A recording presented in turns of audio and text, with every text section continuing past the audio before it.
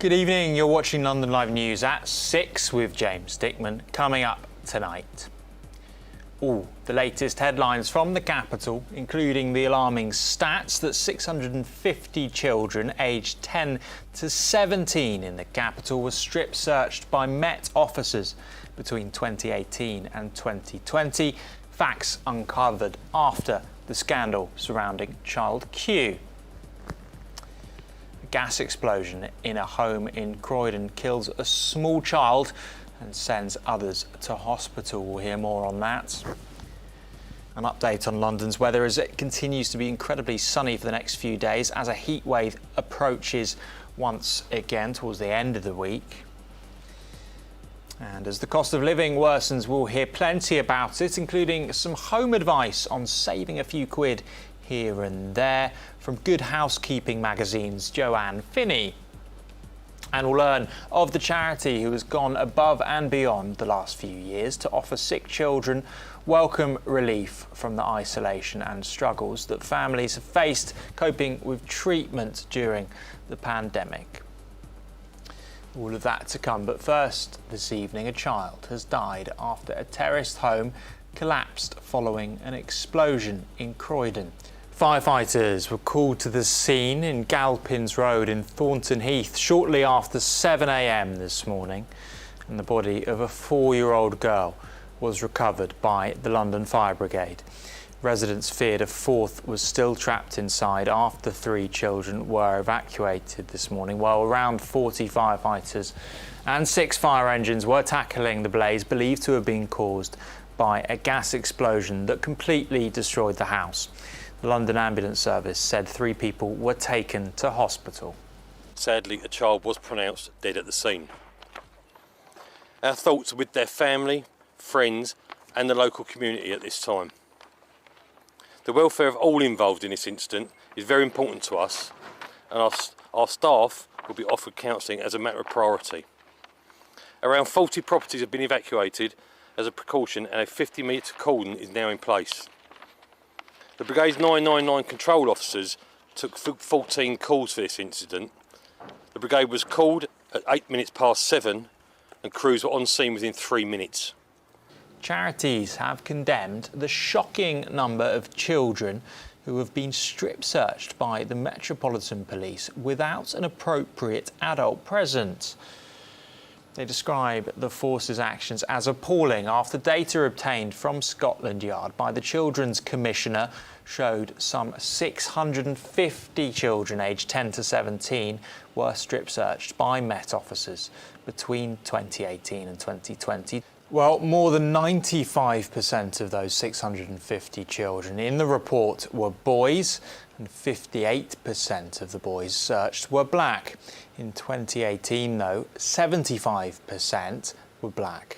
Dame Rachel D'Souza sought out the figures after the Child Q scandal came to light back in March, in which a 15-year-old schoolgirl who was on her period was strip searched by police in 2020 after being wrongly suspected of carrying cannabis at school. City of London workers have enjoyed pay rises far higher than 99% of the nation's workforce, as according to a new report by the Centre for Business and Economic Research.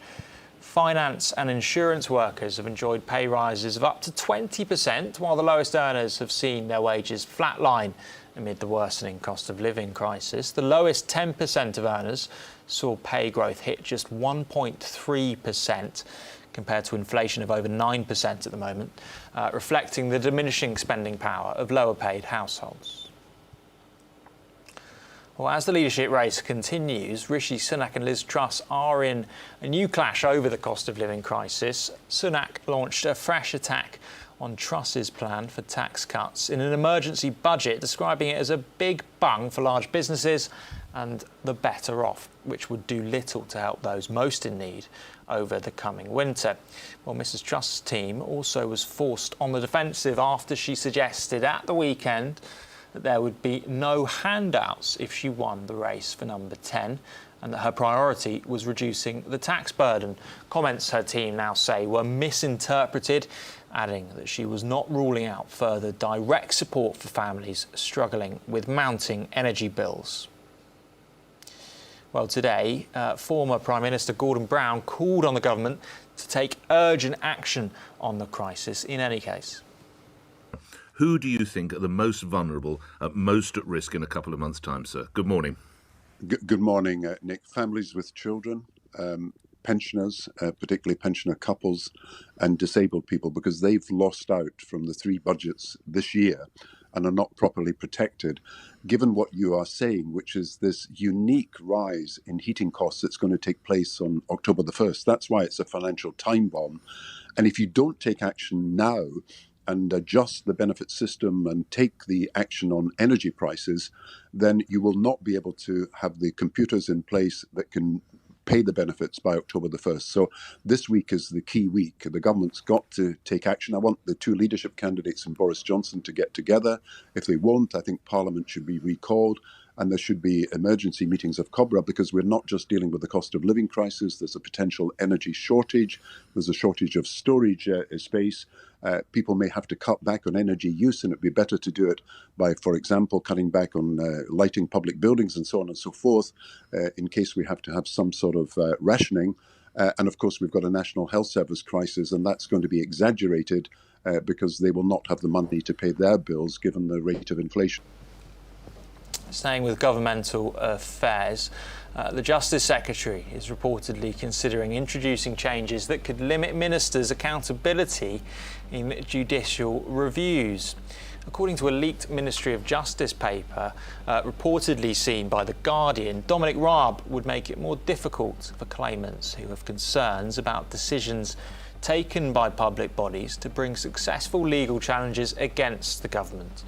The changes range from dictating the criteria that judges must apply in cases and to increasing the cost burden if parties are not found to have standing. Well, the Shadow Justice Secretary, Steve Reed, said it showed once again that the government thinks the law only applies to the little people. Back to some other stories concerning London, as multiple roads were closed in Holloway this morning in Islington after a water main burst, causing flooding up to 4 foot high in places. The London Fire Brigade said they were called at around 7:01 a.m. to the corner of Hornsey Road and Tollington Road after the 36-inch water main burst. 8 fire engines and around 60 firefighters were at the scene. One onlooker described the scenes as the worst flooding he'd seen in the capital. The Victoria Line is the section of the London Underground which receives the most noise complaints, according to new City Hall data. Figures reveal that the section of the line between King's Cross, St Pancras and Highbury in Islington has received 108 complaints since November 2016, the highest of anywhere on the capital's transport network. West Finchley to Hendon Central on the Northern Line was in second place with 75 complaints. I can vouch for both those lines, travelling on them regularly myself. Incredibly deafening at times. Let's just move on to the weather for you now. This evening, clouds will clear, dropping to around 17 degrees overnight. Tomorrow, clear throughout the day. It will be a fine Tuesday with plenty of sunshine and warm temperatures for all. And that's pretty much the story for Wednesday and Thursday as well. As we head towards the end of the week, we should be heading into the mid-30s. Another heat wave set to arrive later this week. Right, perfect weather on the Thames this morning, as just this before the break, some breathtaking pictures from the Thames. A historic replica of an 18th century Swedish trading ship that sank more than 270 years ago wowed commuters on their way to work today as the boat made a triumphant return to London for the first time in 15 years. The 150-foot tall boat stretches 36 feet wide. Gothenburg of Sweden sailed up the Thames and underneath Tower Bridge. It later moored at Thames Quay in Canary Wharf, where members of the public could see the vessel up close on British waters for the first time since its last expedition in 2007. Once the world's largest wooden seafaring ship, the original Gothenburg sank in mysterious circumstances after running around on a notorious submerged rock in 1745, before it was reconstructed for us in 2005. Now, heading into a break now, but still to come in just a few short minutes. Could changes to business rates help save many of London's pubs from extinction as the cost of everything crisis continues to push hospitality ever further to the brink? We'll hear from Clive Watson, chair of the City Pub Group.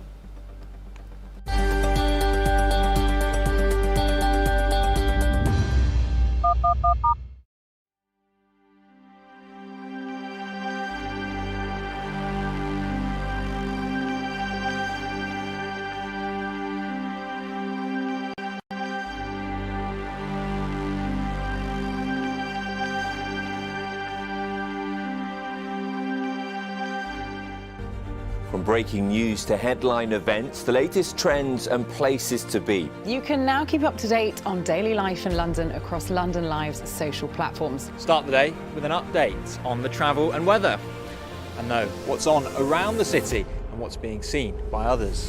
With stories from London Live's team of reporters and your videos of the news moments that matter. Minute by minute.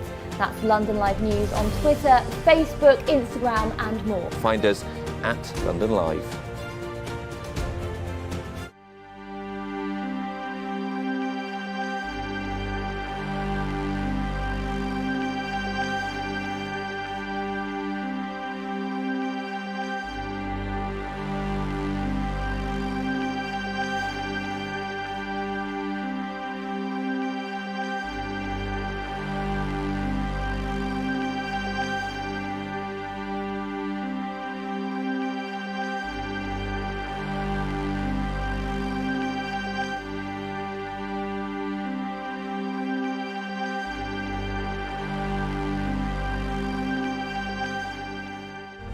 From breaking news to headline events, the latest trends and places to be. You can now keep up to date on daily life in London across London Live's social platforms. Start the day with an update on the travel and weather, and know what's on around the city and what's being seen by others.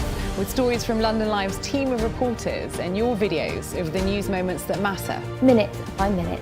That's London Live News on Twitter, Facebook, Instagram and more. Find us at London Live.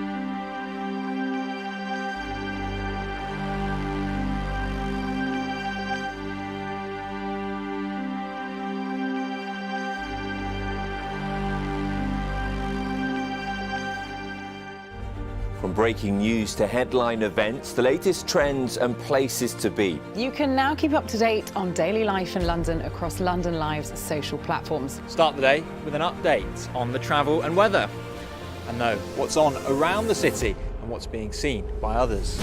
With stories from London Live's team of reporters and your videos of the news moments that matter. Minute by minute. That's London Live News on Twitter, Facebook, Instagram and more. Find us at London Live.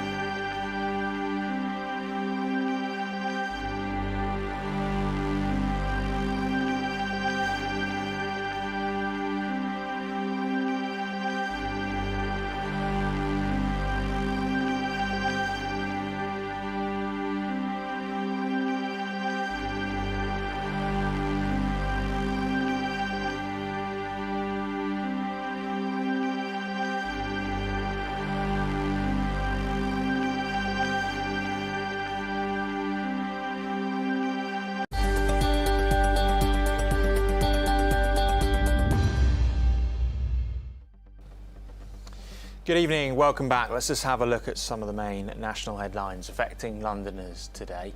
A record number of the UK's top 100 restaurant companies are now making a loss, new research suggests. Accountants UHY Hacker Young said several restaurant groups have suffered heavy losses due to major restructuring programmes following the pandemic. Debt repayments, particularly to landlords, has also pushed them into losses. Staff shortages have also affected the sector, reducing the amount of revenue they are able to generate, especially at peak times. The majority of NHS dental practices in the UK are unable to offer appointments to new adult patients, according to a survey by the BBC. Across England, 91% of NHS practices were not accepting new adult patients. Around a fifth of the nearly 8,500 practices called, so they had open waiting list times despite not taking on new patients, but the length was over a year or unknown. And people are going back to cash to keep tighter control on their spending as living costs soar. That's according to new research by the Post Office. Post offices handled £801 million in personal cash withdrawals in July. That's the most since records began 5 years ago. That's up more than 20% from a year earlier. Now, with inflation and interest rates hitting the highest in decades, families across the capital are looking for tips and tricks to cut costs at home. The magazine Good Housekeeping has got the public through everything from the Second World War to the economic recession in 2008. In its centenary year, the magazine's Consumer Affairs Director Joanne Finney spoke to Helena. 83% of Londoners have noticed the cost of living has gone up for them, which is obviously very worrying. I think 15% are struggling financially to pay their bills to cover this increase. But the good news is there are lots of ways you can cut costs. Looking at your energy consumption is the main one, because obviously that's gone up so much. The way you shop and also the way you cook at home isn't an easy way to cut costs. There's ways to save on transport. Pretty much every area of your life where you spend money, there is a way to do it more cheaply. Well, let's focus in on some of those areas that you just mentioned then. Let's start with groceries and cooking. When we're shopping and when we're creating meals for ourselves, how can we cut costs? I think the most obvious one is probably to meal plan. I know it sounds a little bit boring, but if you get yourself organised, start of the week, make a list of what you're going to have for every meal. You can, if you're organised, you can do 4 weekly meal plans, and then you can rotate them so you don't get bored of doing the same thing again, and then you're set up. And that way you're not just you're not buying things you're not going to use and then you end up wasting.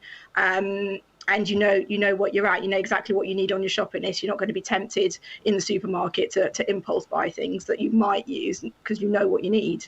And then the other thing I would say is there's a brilliant tool on the Love Food Hate Waste website, which is a portion size calculator, and that is so useful because I think who amongst us hasn't boiled too much pasta, for example. It's so good to know how much you exactly need, and you can do kids portions in there as well, so that's really helpful. Absolutely. Well, another area you mentioned are energy bills, and I do think do you think that that's the thing that most people are worried about at the moment? Absolutely. The increases are incredibly worrying. The energy cap went up 54% in April, and it's now been predicted to go up over 70% in October, which is incredibly worrying. Prices could go up to as much as sort of 3,400 a year, which is terrifying, isn't it, for most of us? I think the important thing to remember with the energy price cap is it's actually a cap on the amount that providers can charge you per unit. So obviously, if you use more, so the prices quoted are just based on average usage. So if you use more, you will pay more than that even. But if you use less, you'll pay less. So, that is a really big area where people can make cuts, I think. We all know the obvious stuff about turning the thermostat down. Obviously, that doesn't apply at the moment, but come winter, turning the thermostat down 1 degree can save you £80. But what a lot of people don't know is you can actually adjust the temperature on your boiler, and that is a big money saver because that knocks off about 8% of your energy usage, which amounts to about 150 quid a year. So you can, that's a nice easy one to do. Switching off your lights when you're not in the room saves you £20 a year. But if you switch to LED light bulbs from standard ones, that will save you a massive amount because they use about 90% less energy. Look at things like what we call vampire devices, which are things that are left on standby, or like phone chargers that carry on taking power even when your phone is fully charged, or like your TV, if it's on standby, that's still using power even though you're not using it at all. So you can look at things like getting standby plugs, which are really useful, that just automatically switch everything off, or smart plugs which you can program to come on and off when you want them to. That's a really kind of handy bit of advice. Absolutely, all really, wonderful, and some quite surprising tips in there. This isn't the first time that Good Housekeeping has had to put out tips about how we can cut down on spending, is it? No, absolutely. I mean, it's something that's come up. We're 100 years old this year. So, you can imagine over the 100 years of the magazine that we've seen various crises, we've seen various recessions. So it's something that's really important to us. We're there to entertain our readers, but we're actually there to support them too, and to make help them enjoy their lives as much as possible, because it's not about going without. It's not about, having a miserable life. It's about making things work for you and getting the best value for money and finding cheap alternatives to the things you want to do. And is it enough for an individual to change their behaviour? How much of an impact do these tips and tricks really have? I think, individually they don't make a massive difference. £20 a year off your electricity bill isn't a huge amount, but if you add them all up, it does really help you. There's lots of things. I mean, things like insulating your loft, for example, that is a big cost. It's a big outlay. It's about sort of 680 quid for a detached house, but that can save you £580 a year. So that is a significant amount, isn't it, if you think about the average household? So I think it is worth doing, especially at the moment, because things are so tight. It's worth a go, I would say. There you go. Good Housekeeping's Joanne Finney there with some helpful advice. Now, staying on the issue, with the number of pubs in London falling to a record low, staffing shortages and the costing pressures we're all facing are forcing pubs to disappear from communities across the country. For those still open, over half have had to reduce trading hours because of a lack of staff, with 15% saying their business is no longer viable. Well, Clive Watson is the chair of the City Pub Group that owns popular spots in London like the Feeney in Chelsea. He wants to see changes to business rates. The challenges we're facing are quite a lot, actually. Cost inflation. So price of food it's going up about 20% per annum. Price of beer, 10% per annum. Energy costs are absolutely going through the roof. They've more than doubled, probably 2.5 times since last year. We've got business rates. I mean, that's an ongoing issue, has been for a long time. The unfairness of it being based on property taxes as opposed to ability to pay, because obviously a lot of these out-of-town retailers, online retailers, are getting away with paying their business rates. And then staff shortages. A big challenge there to find the right staff to basically keep our pubs open 7 days a week. Two things have happened really since COVID. A lot of people left the industry because of lack of job security, didn't want to be on furlough for months on end, and they haven't come back. They've gone elsewhere. And then a lot of Europeans who traditionally worked in hospitality went back home during COVID to lock down with their families, and they haven't come back either. So 2 big chunks of the hospitality labour force have gone, and it just means that and there's not enough new entrants coming in. So for any labour intensive industry like hospitality, like airports, like NHS, care homes, real struggle to find staff to fill those vacancies. It's not government, please give us more money. It's really have a fairer tax system, take it away from property valuation, which historically has been high for the high streets, and reflect the changes in purchases across online and physical assets like pubs and shops. A lot of these out-of-town supermarkets, out-of-town retailers, online retailers like Amazon, they are paying considerably less as a percentage of sales than the poor old pub or the shop that's stuck on a high street. There's no longer the centre of retailing. We can solve these issues on the labour side. We're going to have to do it sooner or later. But on the labour side, we need to start issuing visas, working visas, to, say, those Europeans who didn't come back, or to new entries into the labour force. What the hospitality sector desperately needs is a flexible, energetic labour force. And if we can offer, say, 2-year working visas, where people come over, they have to work in certain sectors, they can also do education or whatever to make their stay longer, but they have to work as well, then that will give a top up to the domestic workforce that we've already got. That's what, it's not just us, it's the NHS, social care, farming, transport, construction. All of these industries need that top up. And if we don't get it, the hospitality sector, the NHS, all those other sectors will contract. And that is the choice now. You either hand out the visas or you contract these industries. I think listening to the concerns of business, understanding the bottlenecks that businesses are facing. Look, inflation is a worldwide thing. But some of the things I've suggested today can be sorted out by the UK government. And so it's listening, understanding the problems and coming up with practical solutions that can be done very, very quickly if there's the political will. Clive Watson with some food for thought there for London pub owners. Now, you're watching London Live News. Stay with us, because after the break, we'll have the top story again, plus TV's Dominic Littlewood with his top tips on how to spot cowboy builders and avoid getting scammed when it comes to your home renovations. Stay with us.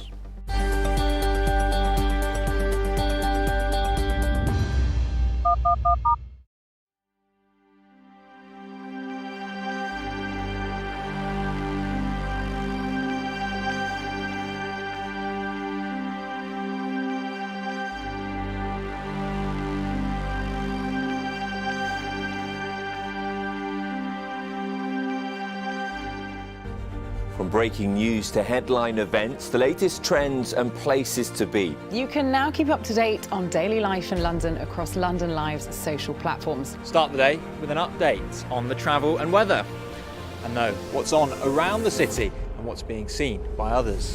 With stories from London Live's team of reporters and your videos of the news moments that matter. Minute by minute. That's London Live News on Twitter, Facebook, Instagram and more. Find us at London Live.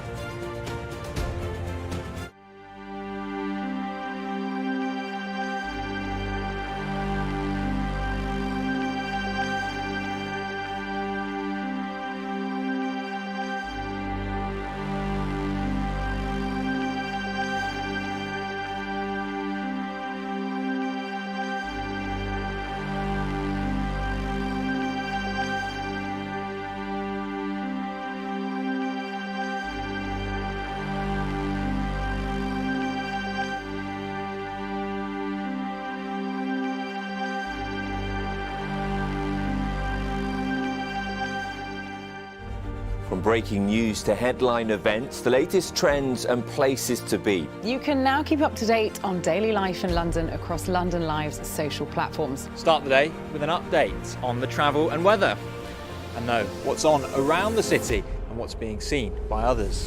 With stories from London Live's team of reporters and your videos of the news moments that matter. Minute by minute. That's London Live News on Twitter, Facebook, Instagram and more. Find us at London Live.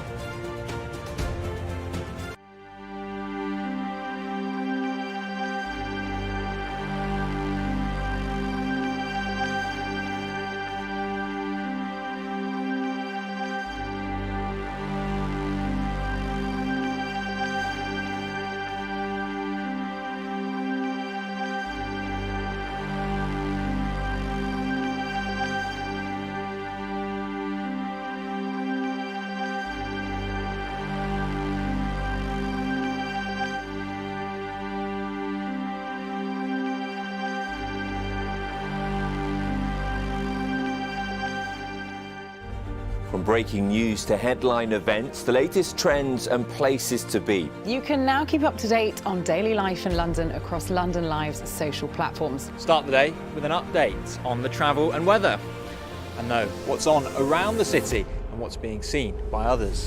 With stories from London Live's team of reporters and your videos of the news moments that matter. Minute by minute. That's London Live News on Twitter, Facebook, Instagram and more. Find us at London Live.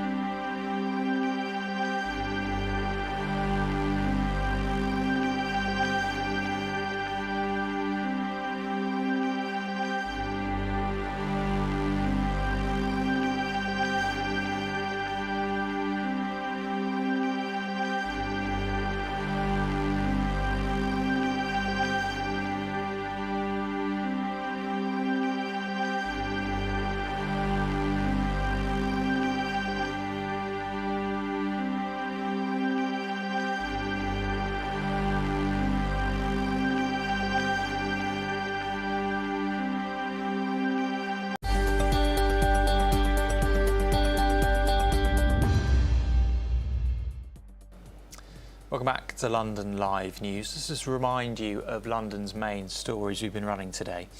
A child has died after a terraced home collapsed following an explosion in Croydon. Firefighters were called to the scene in Galpins Road in Thornton Heath shortly after 7 a.m. this morning. Residents speaking this morning said 3 children had been evacuated, but they feared a 4th was still trapped inside. Around 40 firefighters and 6 fire engines were tackling the fire, believed to have been caused by a gas explosion. London Ambulance Services said 3 people were taken to hospital. Charities have condemned the shocking number of children who have been strip searched by the Metropolitan Police without an appropriate adult present.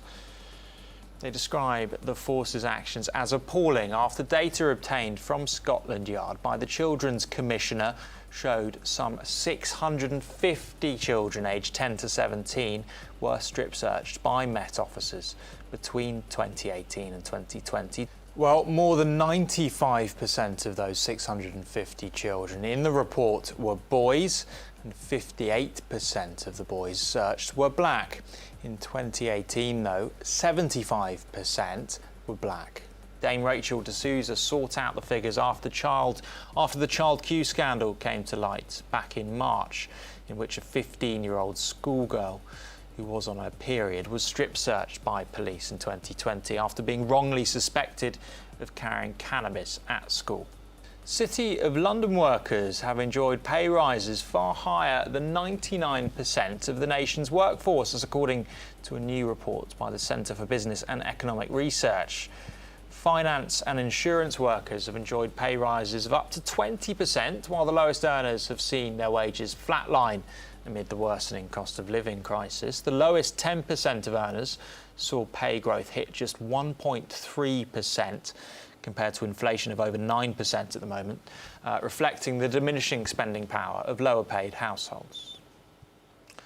Well, as the leadership race continues, Rishi Sunak and Liz Truss are in a new clash over the cost of living crisis. Sunak launched a fresh attack on Truss's plan for tax cuts in an emergency budget, describing it as a big bung for large businesses and the better off, which would do little to help those most in need over the coming winter.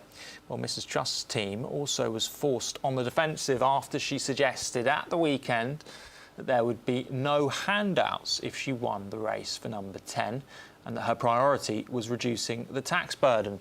Comments her team now say were misinterpreted, adding that she was not ruling out further direct support for families struggling with mounting energy bills. Now, Dominic Littlewood is a daytime TV star who's been protecting us from rogue traders for over 2 decades now. Well, he's joining forces with Nationwide Building Society as they reveal new research investigating people's lack of knowledge and awareness around the cowboy builder scammers, including those who use email hacking scams as a way of fraudulently taking money from innocent individuals. Dom was with me earlier. Well, Nationwide did the research and they found out that 35% of people out there don't actually realise that fraudsters can intercept emails. Now, as a result of that, that can open the door to a whole load of other problems out there.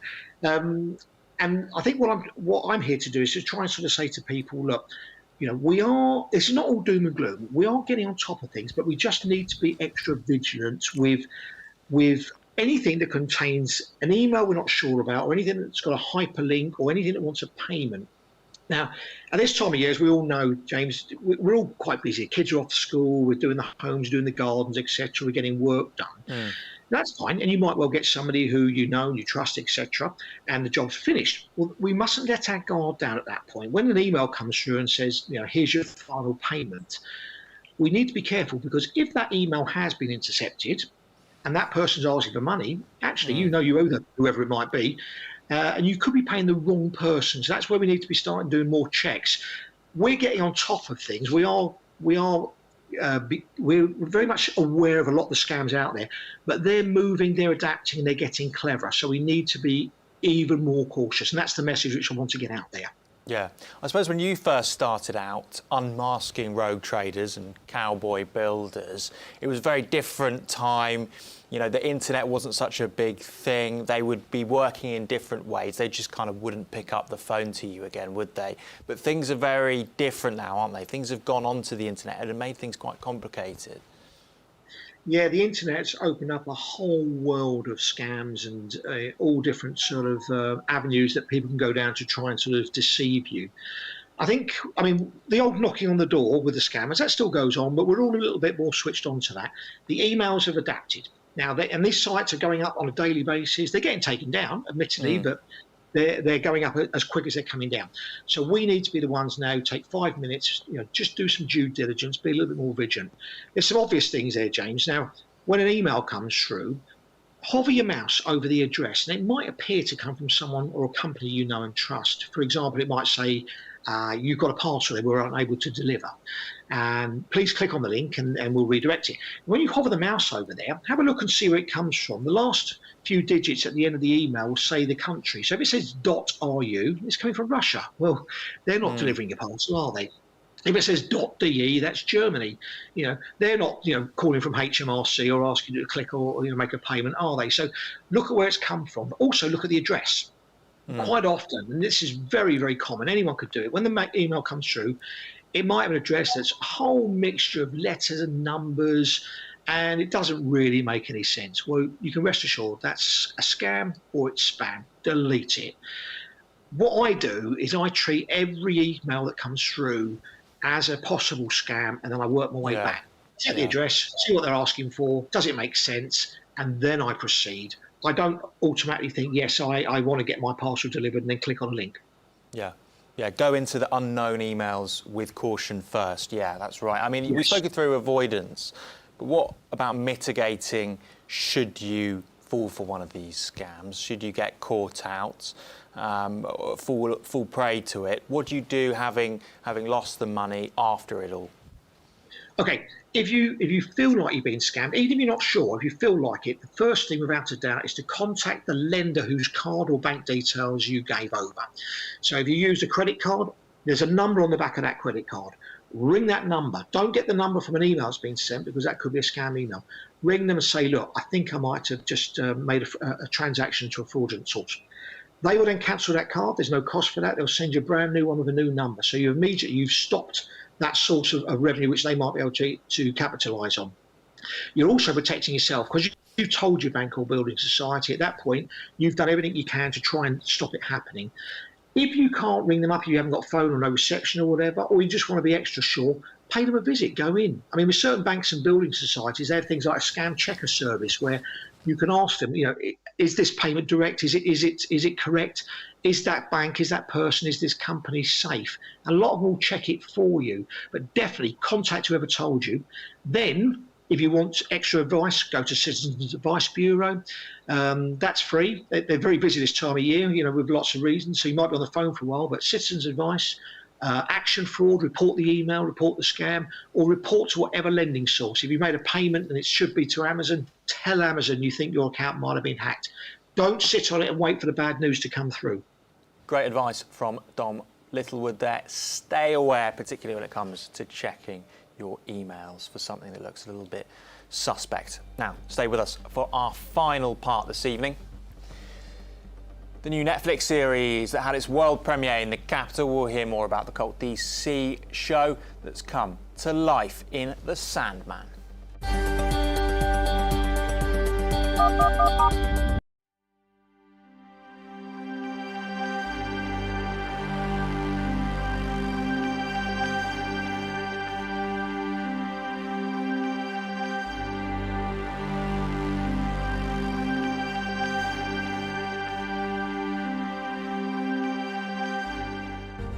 From breaking news to headline events, the latest trends and places to be. You can now keep up to date on daily life in London across London Live's social platforms. Start the day with an update on the travel and weather, and know what's on around the city and what's being seen by others.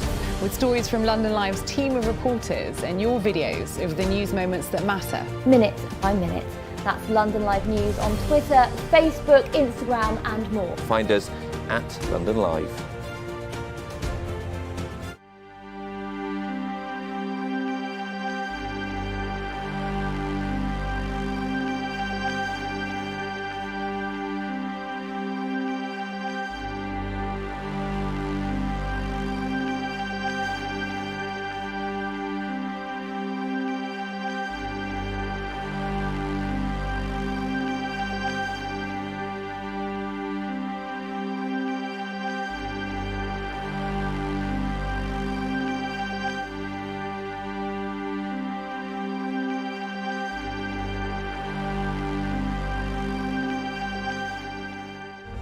From breaking news to headline events, the latest trends and places to be. You can now keep up to date on daily life in London across London Live's social platforms. Start the day with an update on the travel and weather, and know what's on around the city and what's being seen by others.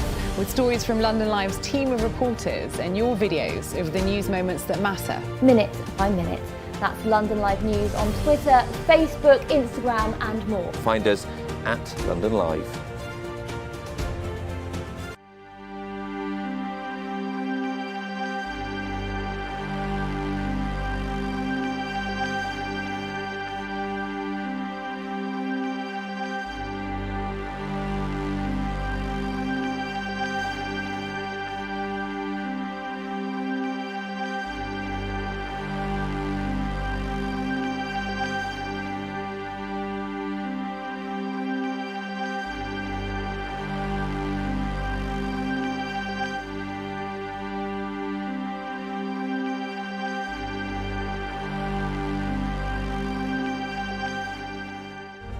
From breaking news to headline events, the latest trends and places to be. You can now keep up to date on daily life in London across London Live's social platforms. Start the day with an update on the travel and weather, and know what's on around the city and what's being seen by others.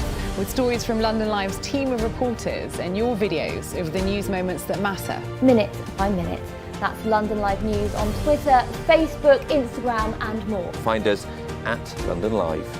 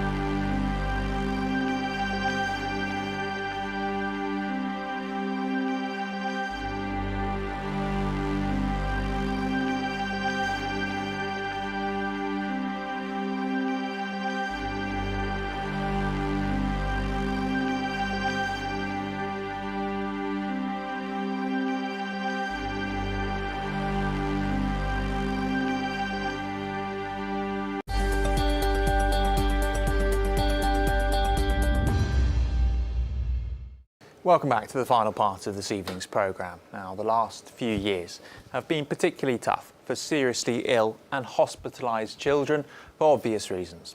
Well, a London-based charity, Spread a Smile, brings joy and laughter to those children and their families during those long hospital stays, even during the pandemic, through hospital visits, outings, events and art initiatives. Well, this summer they hosted a 350 people ball, including the children in treatment and their families, for a summer event to help them feel a sense of community again.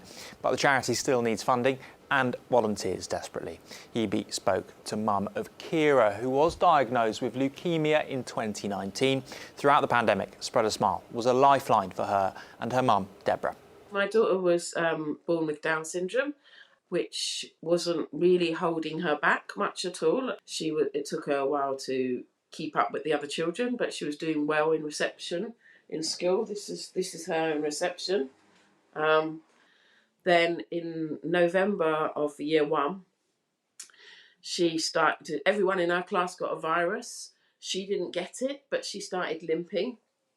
And then the hospital couldn't work out what was wrong with her, so she was kind of always run down, and she was then stopped using her arm. And so she was out of hospital for about 2 months.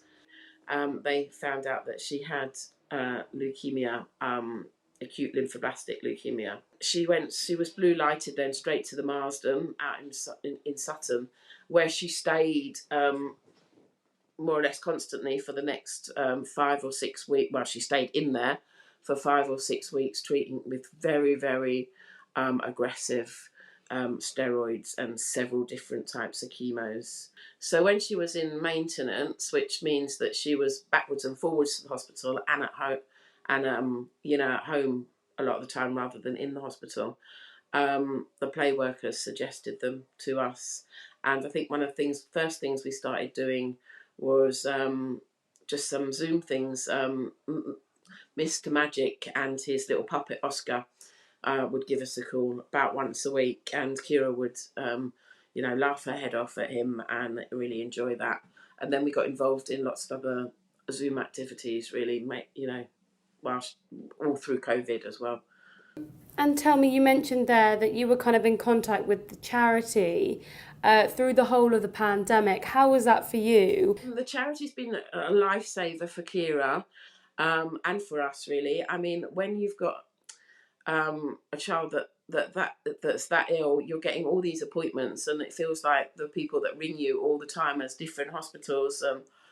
And so as soon as I know it's the phone number from Spread a Smile, it's like, yeah, this is going to be something nice. And of course, they'd always ask how we were and that as well. But for Kira, because she missed so much school, I mean, she hardly attended school at all, that she wasn't really seeing anyone like teachers or anything like that. So she didn't have an at-home school program or anything like that. But so the Zoom sessions became like, a crux for her of knowing time and what was going to happen, really. Yeah, and tell me about these Zoom calls. What kind of interactions did they have? What did they do on these Zoom calls? Mr. Magic, who'd ring her up, who did magic, but also had an amazing puppet called Oscar that she would just giggle and giggle and giggle at, and he'd be silly. She did an art class once a week, where they'd do a different, art thing. They'd send all the materials to us, and then she would do that. She would do, I think at all the major events like Hanukkah, they had a party, Christmas party, all Zoom orientated, where they'd have it like, where they would do it so well. So it was different fairies interacting with different people or each other and things like that, really cleverly done. Obviously, this charity, a huge amount of the funding must come from donations. How important is it to you that people come forward, and whether it be volunteering or giving money, how important is that to you guys? Yeah, I think it's really important because obviously we want them to keep going, and as they have been a lifeline to Kira and I'm sure many other children. Often people don't know what to do when a child is so seriously ill. They want to help and they don't know how to help. So I think if people donate to a charity that they know is really going to touch children, help them through, then I think that's the way. That's one of the ways to help. They try to take their minds off it and let them have some fun in amongst all the trauma. I mean, I would say my girl is suffering still quite a lot of trauma from all the medical interventions constantly, and I think that Spread a Smile stands out as a... There you go, The Sandman is out now on Netflix. Let's just take one last look at the weather before we leave you this evening. Clouds will clear tonight, dropping to around 17 degrees overnight. Tomorrow clear throughout the day. It will be a fine Tuesday with plenty of sunshine and warm temperatures for all. And that's pretty much the story for Wednesday and Thursday as well, and for the rest of the week for that matter, creeping into those very sticky mid-30s by the end of the week, around Thursday when that starts. That is all we've got time for this evening. Thank you very much for watching. Do join us again at the same time tomorrow. Go to our social media channels though for plenty more from us. That's at London Live across the platforms. But for now, good evening and take care. Enjoy the sun.